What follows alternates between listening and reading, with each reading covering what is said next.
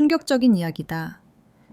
20세의 젊은 여성이 북쪽의 불안정한 땅에서 학대와 고문으로 지쳐 도망치기로 결심한다. 그녀는 한국 국경 근처의 외딴 마을에서 60세의 노인과 만나 세 자녀를 낳는다. 까만 하늘 아래 차가운 국경 철책이 은빛으로 반사되며 끝없이 뻗어 있다. 그곳은 북쪽의 최전방과 거의 맞닿은 곳이다. 공기는 너무도 팽팽해 작은 바람 소리에도 심장이 쿵쾅 뛴다. 김민서 27세. 그녀는 고향에서 특수부대원으로 일했다. 그날 밤 민서는 짙은 어둠 속 조심스레 발걸음을 옮겼다. 국경 근처의 초소를 피해 움직여야 했다. 발각되면 즉시 총에 맞을 터였다. 그러나 그녀에겐 돌아갈 곳이 없었다. 도망을 결심하기까지 민서는 수많은 고난과 폭력 상관들의 끊임없는 학대, 끝없는 굶주림을 견뎌야 했다. 한때는 포기하고 싶었다. 도망친들 뭐가 달라지겠나. 하지만 병든 어머니마저 세상을 떠나고 더 이상 가족이 남지 않은 어느 밤 민서는 이렇게 죽을 수 없다고 다짐했다. 그러나 호수를 건너고 험준한 국경 산맥의 지뢰밭을 피해 남쪽으로 향하는 길은 그야말로 지옥이었다. 인신매매꾼들의 위협 불법적인 작은 나룻배로 강을 건너는 위험. 게다가 뱃속이 이상했다. 종종 구토가 올라왔지만 몸이 쇠약해진 탓이라 여기고 무시했다. 함께했던 동료들은 뿔뿔이 흩어졌다. 결국 민서는 홀로 필사적인 탈출을 이어갔다.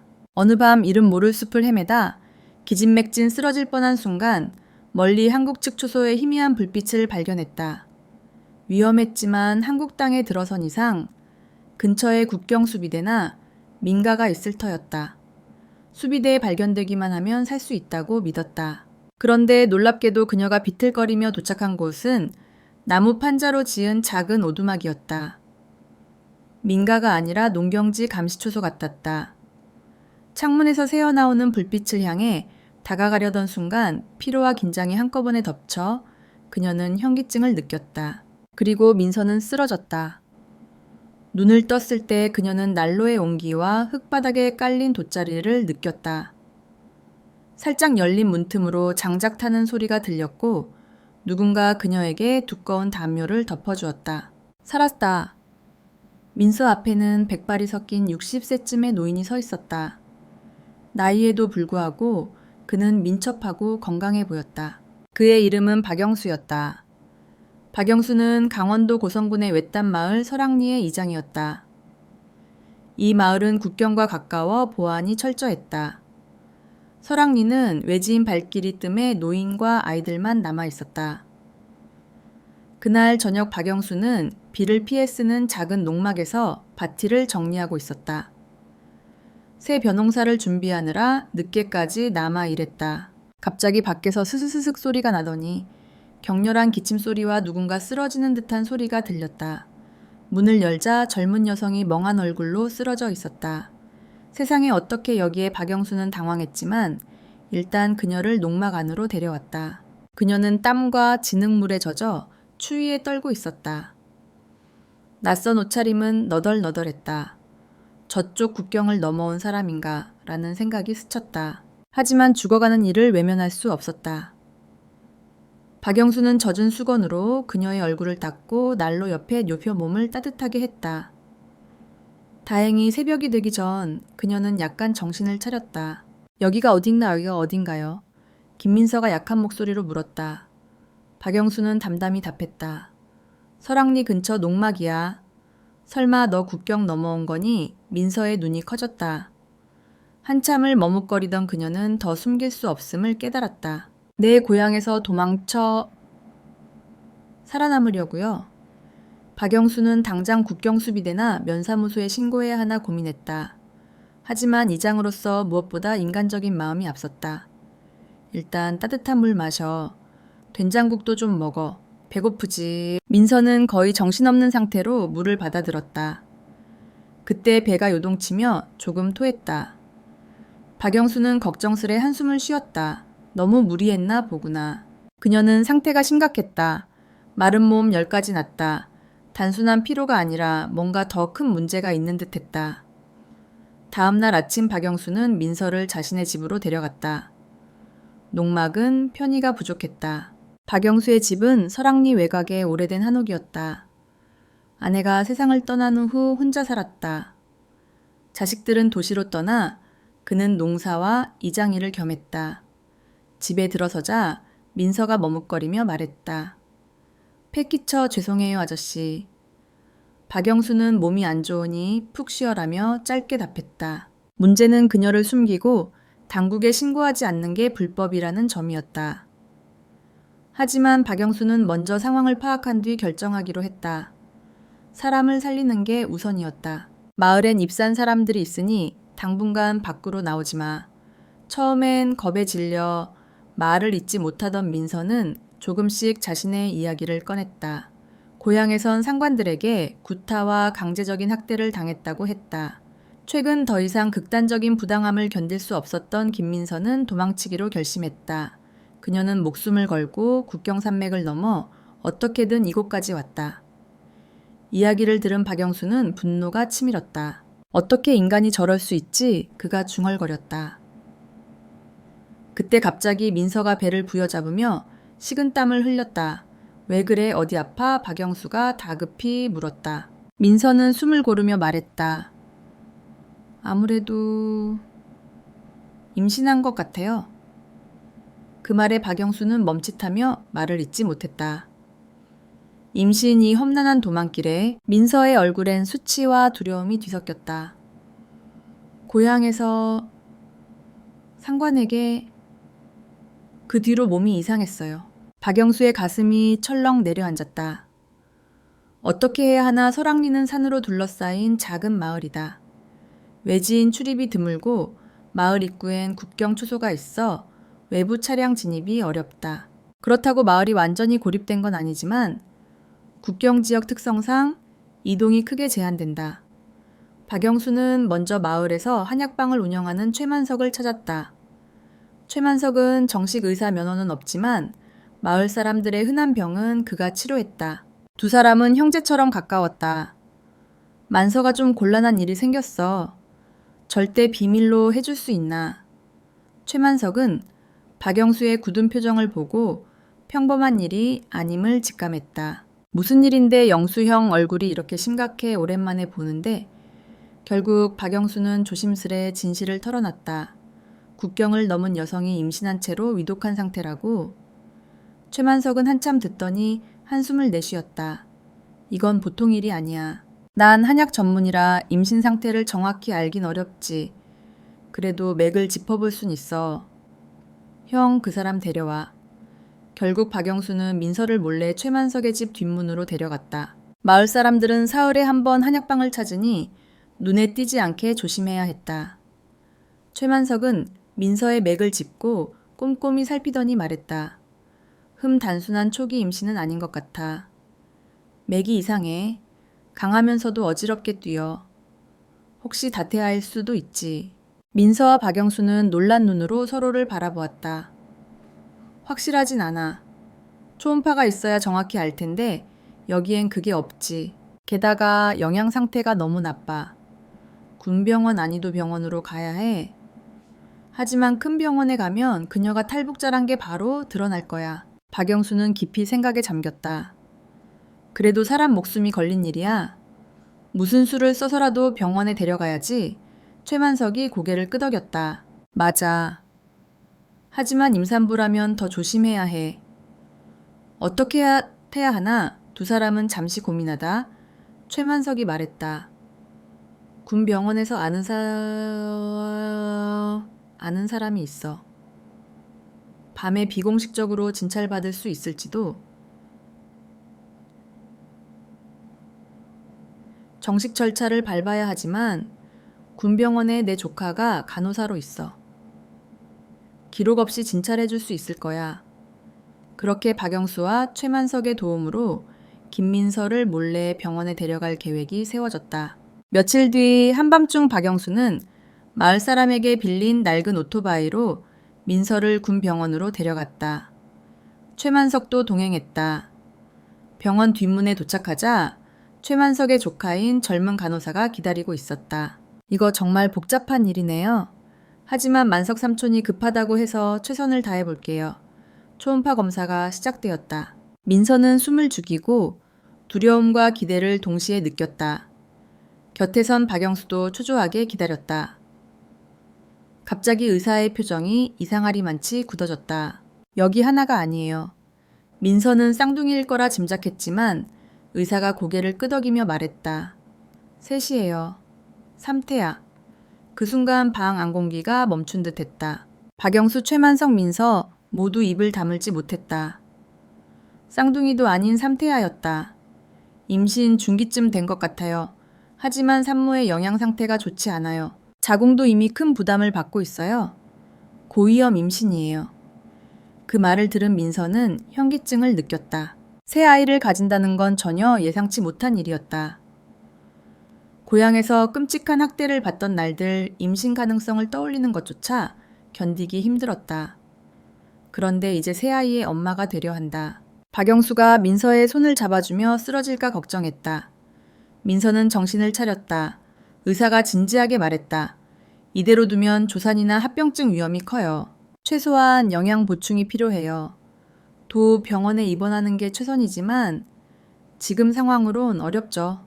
집에선 절대 안정을 취하고 무거운 일은 절대 안 됩니다. 민서의 눈물이 흘렀다. 셋이라니.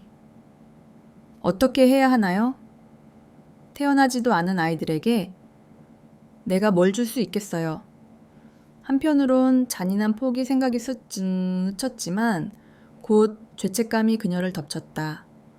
박영수는 말없이 그녀의 등을 토닥였다. 왜 내가 이런 일을 겪어야 하나? 그래도 이 여인과 뱃속 아이들을 살려야 한다. 병원에서 돌아오는 길 오토바이는 천천히 달렸다. 삼태아라는 충격은 너무 컸다. 박영수는 운전하며 복잡한 생각에 빠졌다. 마을 사람들에게 전부 말해야 하나? 소문이 퍼지면 면사무소나 국경수비대가 알게 되고 문제가 될까 법적으로는 신고해야 맞다. 하지만 이 상태의 임산부를 당국에 넘기면 조사와 신문이 기다릴 터였다. 그렇게 되면 아이들은 어떻게 될까? 뒤에 탄 최만석도 한숨을 쉬었다. 영수형 이제 어쩌려고 계속 숨길 순 없잖아. 박영수가 고개를 끄덕였다. 그래 나도 알아. 하지만 지금 이 아이가 위험한 상태야. 일단 마을에서 영양 공급하고 돌봐줄 방법을 찾아야 해. 민서는 자신이 이들에게 폐를 끼칠까 죄책감에 짓눌렸다. 제가 알아서 할게요. 여기서 떠나겠습니다. 그 말에 박영수가 화를 낼 줄 알았지만 그는 차분히 답했다. 그럼 산속에서 굶어 죽으면 어쩌려고 뱃속 아이들은 어쩌고 일단 같이 방법을 찾아보자. 그렇게 셋은 마을로 돌아왔다. 민서는 박영수의 집에 머물렀다. 최만석은 한약 처방을 내리고 가능한 한약재로 보양식을 준비했다. 박영수는 믿을 만한 몇몇과 은밀히 의논을 시작했다. 그들은 입이 무거운 설악리의 최측근들이었다. 박영수가 가장 신뢰하는 이는 마을 부녀회장인 윤순자였다. 그녀는 손재주가 좋아 김치와 전통 반찬을 훌륭히 만들었다. 윤순자는 온갖 고난을 겪은 터라 남의 처지를 외면하지 못했다. 박영수는 윤순자를 몰래 불러 진실을 밝혔다. 탈북 임산부가 삼태아를 임신한 채 위험한 상태로 숨어 있다고. 즉시 영양 보충과 안정된 잠자리가 필요하다. 음식 입을 생필품을 마련할 수 있을까? 윤순자는 놀랐지만 곧 정말 불쌍하다며 눈시울을 붉혔다. 그러고는 고개를 끄덕였다. 우리 마을에 온 이상 외면할 순 없죠. 그 아이도 사람이고 뱃속 아이들도 소중한 생명이에요. 윤순자는 즉시 믿을 만한 부녀회원 몇 명에게 급한 일이 있다며 도움을 청했다. 하지만 탈북자 이야기는 전혀 꺼내지 않았다. 그녀는 그저 허약한 임산부가 마을에서 잠시 요양 중이라고 둘러댔다.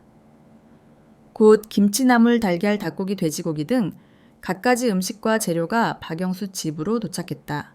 누군가는 산나물 토종닭알 마을에서 키운 고기를 작은 꾸러미로 보내왔다. 윤순자는 특히 삼계탕이나 영양가 높은 한약재 반찬을 챙겨 아이들이 건강해지길 바랐다. 심지어 집에서 만든 찹쌀까지 보내왔다. 민서는 이런 친절이 낯설고 부담스러웠다. 제가 이렇게 받아도 될까요? 그녀가 망설이자 윤순자가 따뜻한 미소로 답했다. 걱정 마. 우리 모두 한 식구야. 그럼에도 민서의 불안은 쉽게 가시지 않았다. 밤마다 악몽에 시달렸다. 도망치던 날들의 개 짖는 소리 숲속에서 울리는 발자국 소리가 귓가에 맴돌았다. 김민서는 잠을 자다 비명을 지르거나 식은땀을 흘리며 깨어났다. 그럴 때마다 박영수는 자신의 방에서 나와 따뜻한 생강차를 건넸다. 괜찮아. 여기 안전해. 자, 여기. 때론 손자처럼 그녀의 등을 부드럽게 토닥였다. 이런 따뜻함은 민서에게 낯설어 눈물을 터뜨리게 했다. 어린 시절 아버지를 잃고 고향에서 학대를 받으며 이런 보살핌을 받아본 적이 없었다. 이게 인간의 대우란 건가? 그녀는 생각했다. 임신 중기부터 배가 눈에 띄게 불러왔다. 박영수는 마을 사람들에게 보이면 소문이 날까 걱정하며 집 밖으로 많이 나오지 말라고 당부했다. 아침 일찍 정원에서 잠깐 산책하고 싶어요. 민서가 조심스레 묻자 박영수는 그럼 새벽이나 늦은 저녁에만 잠깐 나가. 마을 사람들에게 보이면 좋지 않은 소문이 날 수도 있어 라고 답했다. 그럼에도 윤순자와 부녀 회원들 최만석은 가끔 찾아와 한두 시간 함께 시간을 보냈다. 그들은 민서의 고향 이야기를 묻지 않았다. 오늘 기분이 좀 나아졌어. 삼계탕 가져왔어. 먹고 힘내. 평범한 대화만 나눴다. 반복되는 날들 속에서 민서는 점차 삶의 의지를 되찾았다. 뱃속 아이들을 키워야 한다는 책임감이 싹 텄다. 하지만 박영수는 점점 불안해졌다. 계속 숨기다간 언젠가 문제가 터질 터였다. 탈북자를 신고하지 않으면 책임을 질 수도 있었다.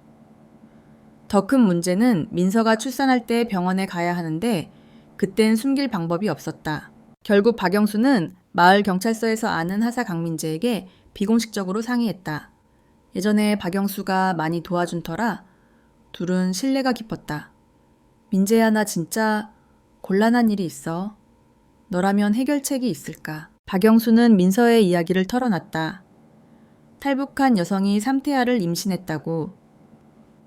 강민재는 심각한 표정으로 들었다. 솔직히 말씀드리면 이걸 정식으로 보고하면 군도 단위로 당국이 바로 움직일 거예요. 그러면 그 여성이 조사를 받고 임산부 상태가 안 좋으면 큰 고생을 할 겁니다. 박영수는 그걸 알기에 망설였다. 아직 출산도 안 했는데 그렇게 고생시킬 순 없지. 강민재가 고개를 끄덕였다. 그의 눈이 결심한 듯 빛났다. 제 상관 중에 인정이 많은 중령님이 계세요.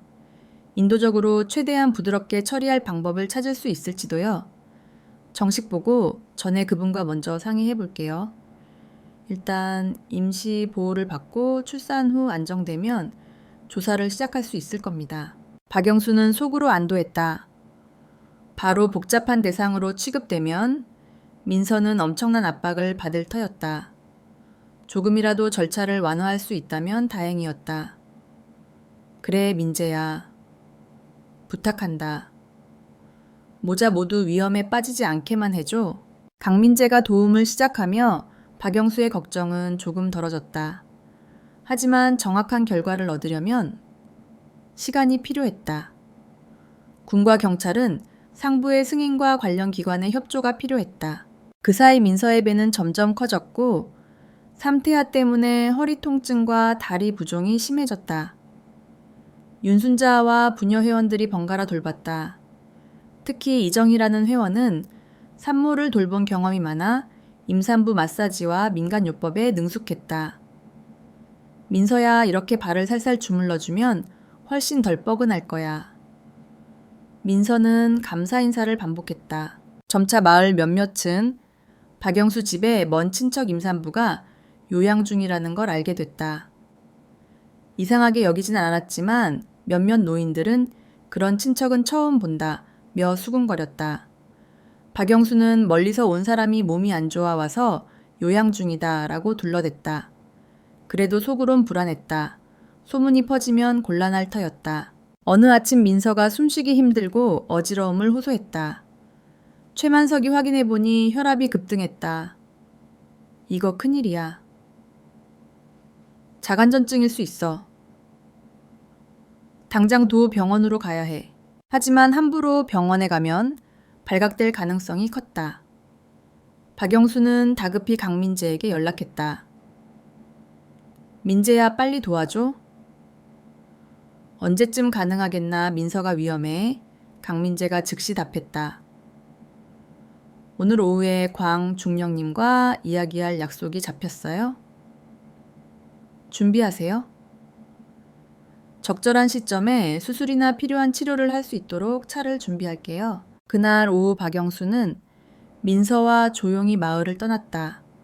정식 초소를 통하지 않았다. 강민재와 그의 상관은 한적한 길가에서 비밀리에 만날 장소를 정했다. 그곳엔 군용 지프가 기다리고 있었다. 강민재와 중령 계급의 중년 장교가 내렸다. 중령은 엄격해 보였지만 사정을 듣고 고개를 끄덕였다. 이분이 김민서 씨인가요? 현재 불법 월경 상태지만 한국은 인도적 정책이 있습니다. 다만 신원 확인과 조사를 거쳐야 합니다. 하지만 산모인이 우선 건강을 돌봐야죠. 중령의 말에 김민서는 떨며 대답했다. 네. 중령은 상부와 즉시 연락했고 도 경찰과 논의 후 인도적 보호와 조사를 병행하며 적어도 출산 전까지는 진행한다는 답을 받았다. 민서는 즉시 구금되지 않고 지정 병원에서 치료와 보호를 받으며 조사 절차를 밟게 되었다. 뒤에 선 박영수는 안도하며 속으로 중얼거렸다. 이제 좀 마음이 놓이네. 너무 가혹하게 대하진 않을 거야. 중령이 말했다. 도 병원 구급차가 곧 도착합니다.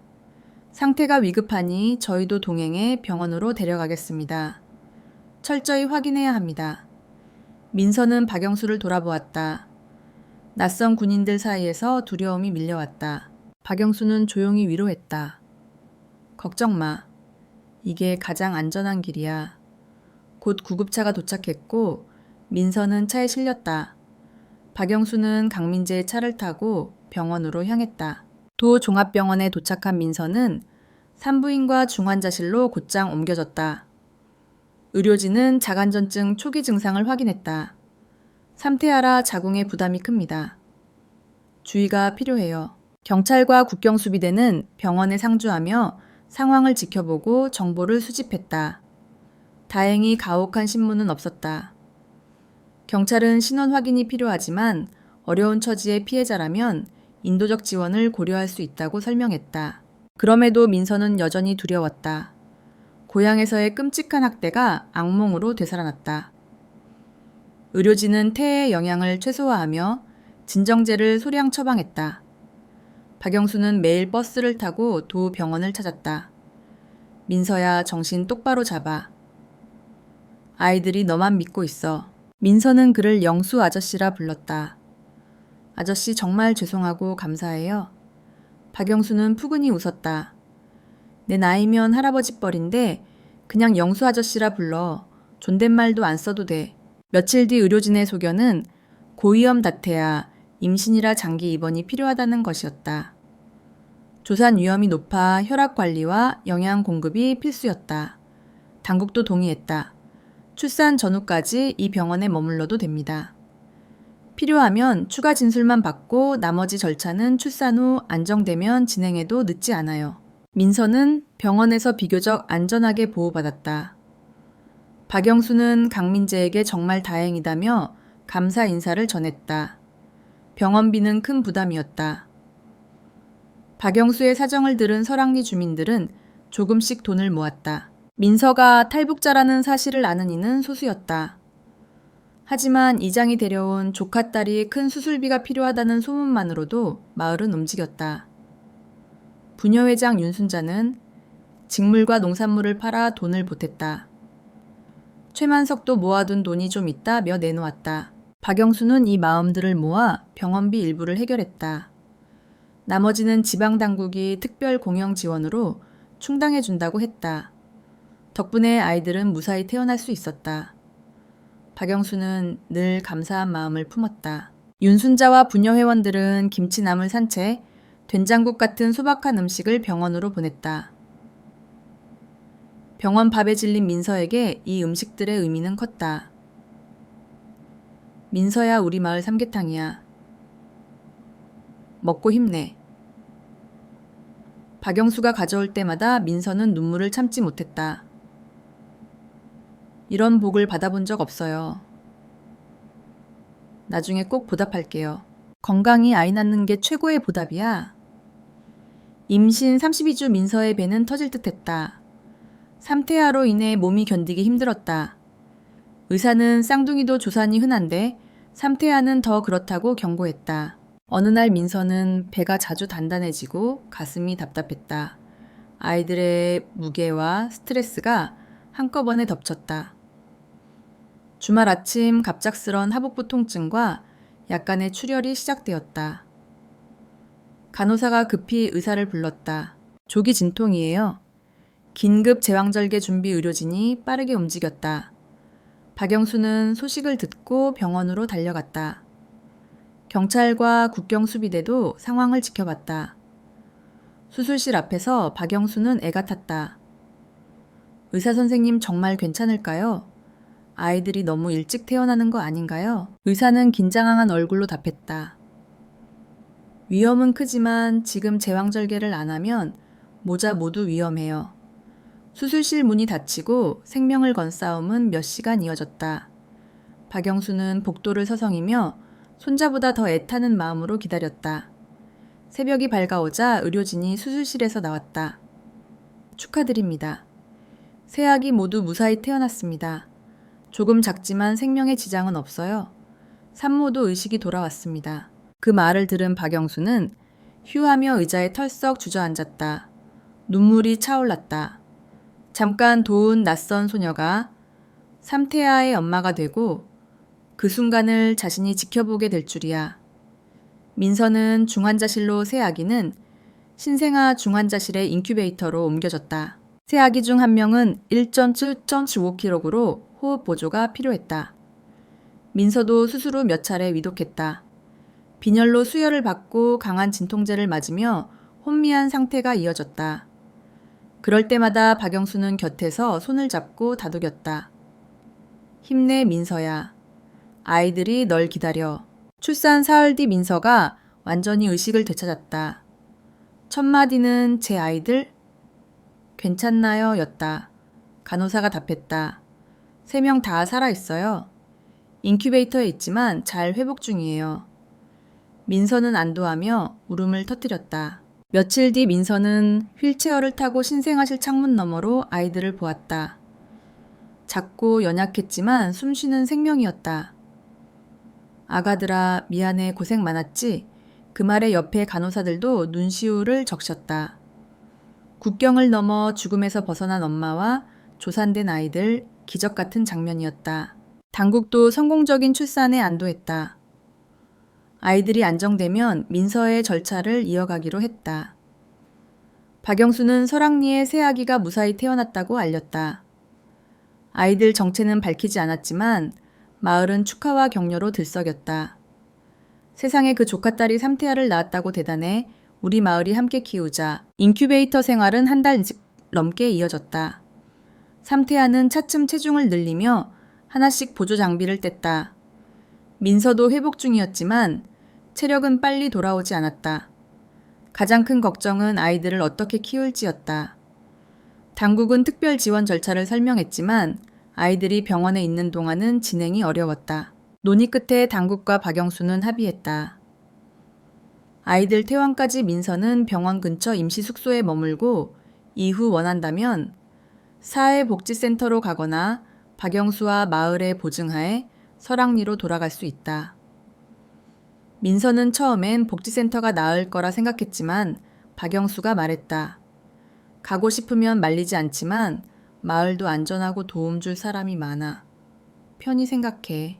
민서는 결심했다. 설악리 사람들이 저를 많이 도왔어요. 아이들을 그들 곁에서 키우고 싶어요. 당국은 그런 마을에서 안정적으로 살도록 지원하겠습니다. 필요하면 서류 절차와 정책 지원을 돕죠 라고 답했다.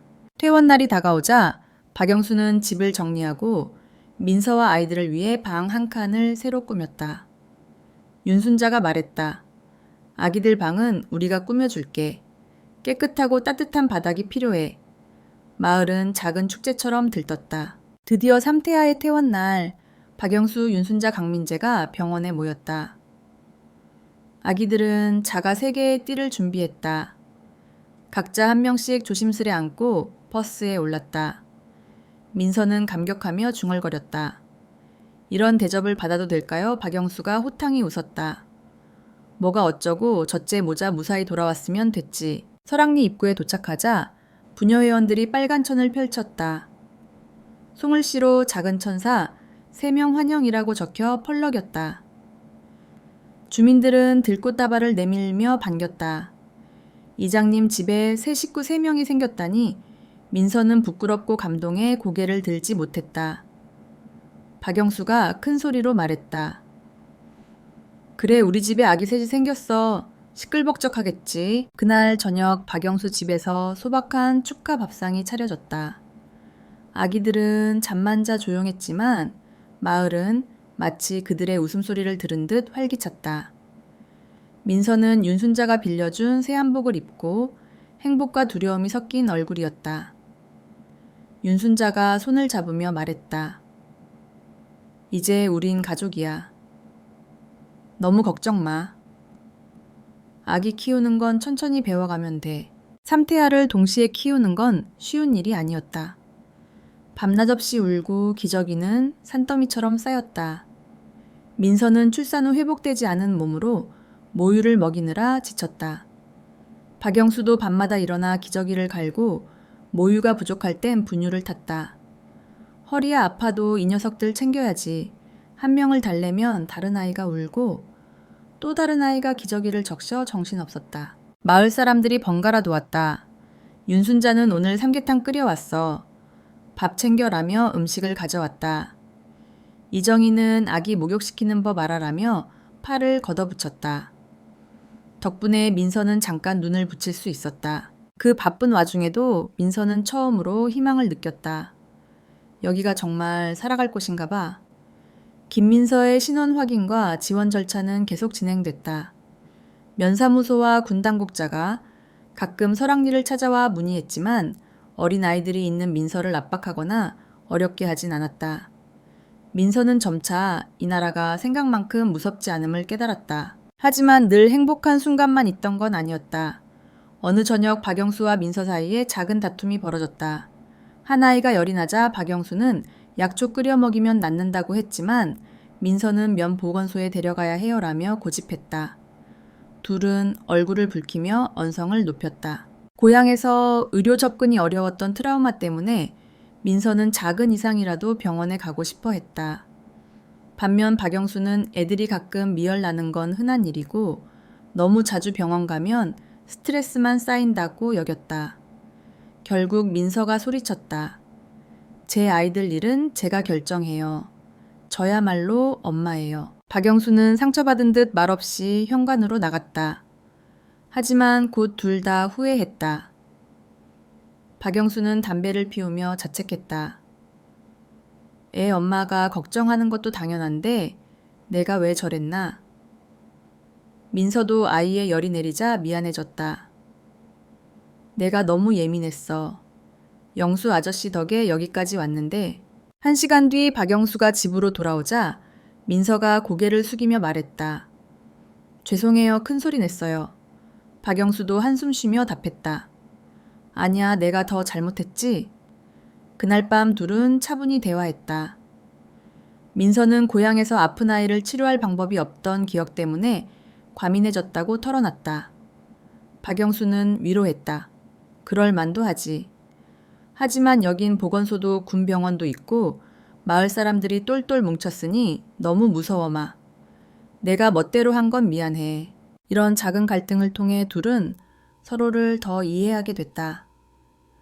시간이 흘러 삼태아가 첫 돌을 맞을 무렵 민서는 정식 신분증과 지역 호적을 취득했다. 당국의 조사 결과 그녀는 어떠한 위해 행위도 없었으며 고향의 혹독한 환경에서 탈출한 이유가 정당하다고 인정받았다. 설악리는 새아기의 첫 돌을 기념하는 소박한 잔치를 열었다. 마을 회관에 찰밥 닭고기 전통 떡을 차렸고 박영수는 직접 아기들에게 새빨간 한복을 입혔다. 민서는 웃으며 말했다.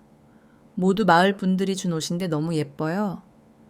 마을 사람들은 마치 자기 손주의 돌잔치처럼 기뻐했다. 돌상 앞에서 민서는 지난 감정을 떠올렸다. 신분도 가족도 없이 혼자였다면 이 아이들은 태어나지 못했을 거예요. 하지만 이 마을과 영수 아저씨 모두 덕분에 살았어요. 민서가 떨리는 목소리로 말했다. 어디서부터 감사해야 할지 모르겠어요. 여기 와서야 사람의 삶이 뭔지 알았어요. 이 아이들은 이제 진짜 한국 국민이에요. 사람들이 박수를 쳤다. 부녀회원들이 울먹이는 민서의 어깨를 안아주었다. 뒤에 선 박영수는 그 모습을 보며 만족스레 미소 지었다. 그 후 민서는 아이를 키우며 마을의 자잘한 일을 도왔다. 부녀회의 공예품 제작을 돕다가 점차 농사일도 배웠다. 언젠가 이 마을에 비슷한 처지에 누군가가 오면 돕고 싶다는 꿈을 품었다. 당국은 군 소재지의 문해교육이나 직업훈련을 제안했지만 민서는 당분간 마을에 머물며 아이를 돌리고 면에서 여는 문해교실과 지식보급 강의에 참여하고 싶다고 했다. 마을은 민서가 잘 적응하도록 도왔고 아이들을 함께 품으며 사랑했다. 할머니들은 새 쌍둥이가 재롱 부리는 모습을 보러 왔고 청년들은 집을 고치거나 아이들 장난감을 만들어줬다. 국경 지역에 긴장이 남아있지만 설악리에서는 사람과 사람 사이의 경계가 허물어졌다. 민서의 삶은 끝없는 고난의 연속이었다. 고향에서 상상할 수 없는 신체적 정신적 폭력을 견디어야 했다. 하지만 절망 속에서 한국으로 탈출해 낯선 산골 마을에 발을 디뎠고 그곳에서 운명이 놀랍게 바뀌었다. 박영수 이장과 설악리 사람들의 따뜻한 손길이 그녀의 얼어붙은 몸과 마음을 녹였다. 배고픔과 불확실한 미래를 걱정하던 임산부는 이제 당당한 새아이의 엄마가 되어 미래를 꿈꿨다. 삼태아의 울음과 웃음은 설악리에 새 생기를 불어넣었고 마을은 가진 모든 것으로 도왔다. 국가의 경계는 여전했지만 생명을 살리는 데에는 의미가 없었다. 60세 박영수 전쟁의 상흔을 간직한 이장과 27세 탈북자 김민서의 기적 같은 만남은 그 진실을 증명했다.